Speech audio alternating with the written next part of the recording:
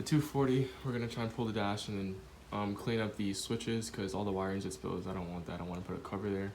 The Genesis needs an oil change, and then actually, right now it's got a Spectre filter on there from when I traded my engine.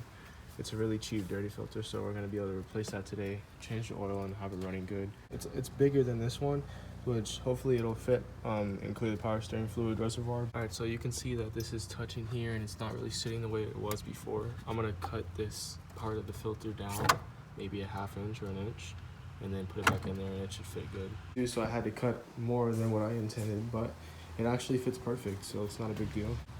Or it's just barely touching the power steering rest, so that should be fine.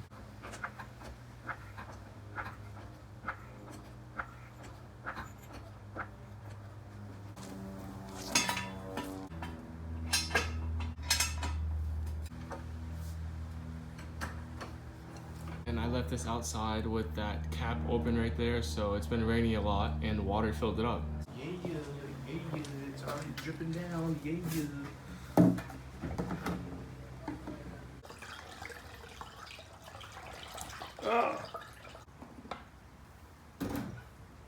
Alright, so I don't know if you guys can hear me because the neighbor's getting his car washed, but we drained the oil, we put the new K&N filter on, and our other new K&N filter on, and now we're gonna fill up with oil. It takes 5.3 quarts, I only have 5, so hopefully it'll be enough. Alright, so I just finished oiling the Genesis. We're gonna put the front bumper back on and go drive, see if it's any different with the filter because the old filter was extremely dirty. Just gonna remove the switches and then start fitting the molding to here. All the switches, just lay them down in order so I can remember which is which. And now I'm gonna go get that big ABS plastic sheet.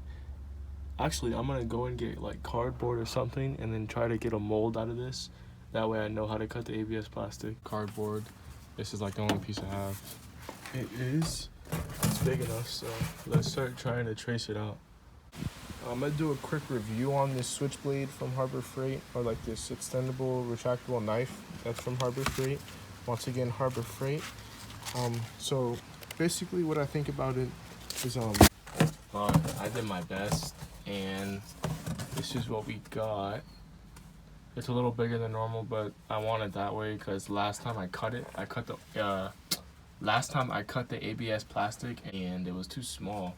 Like there's a gap right here, so this being bigger is good. If anything, we could sand it down and do something, but we got a good start and we did not have to pull the dash because that would have been a pain. Alright, so I'm not sure if I'm going to end the video here or not.